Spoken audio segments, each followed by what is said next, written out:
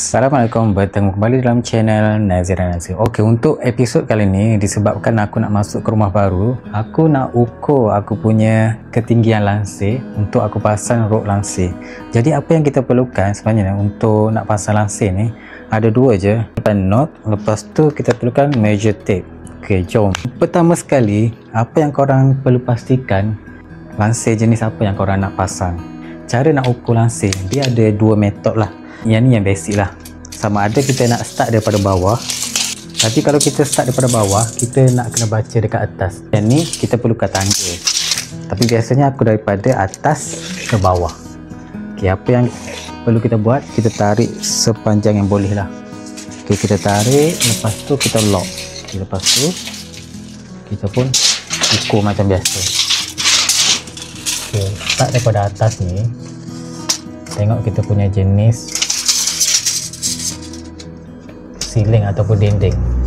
Kalau yang jenis pakai skirting macam kat rumah ni, kita tak boleh nak pakai lansir sampai ke atas ceiling, tak boleh. Just dekat ujung skirting je.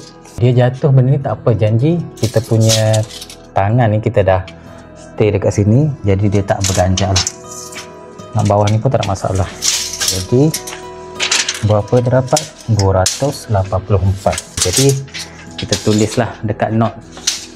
Untuk lebar tinggi. Untuk lebar ni macam biasa, ukur daripada hujung ke hujung. Okey, dalam 288. Plannya nak pakai rod lansir yang jenis boleh extend daripada 250 ke 288, kira dah okey dah. Okey, dah siap. Okay, dah settle untuk pintu sliding. Jadi kita nak ukur pula untuk pintu.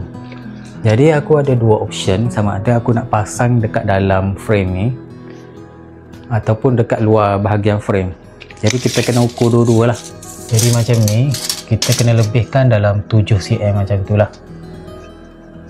Jadi dapat dalam 105 cm dia punya lebar dia. Untuk tinggi, kalau kita nak pasang dekat luar frame, kena atas sikit dalam 214. Jadi untuk lansir kalau kita pakai dekat pintu, kita perlukan 2 bracket dah cukup. Untuk sliding kita perlukan 3 bracket kalau yang jenis rod. Kalau untuk aluminium 4 bracket macam tu lah.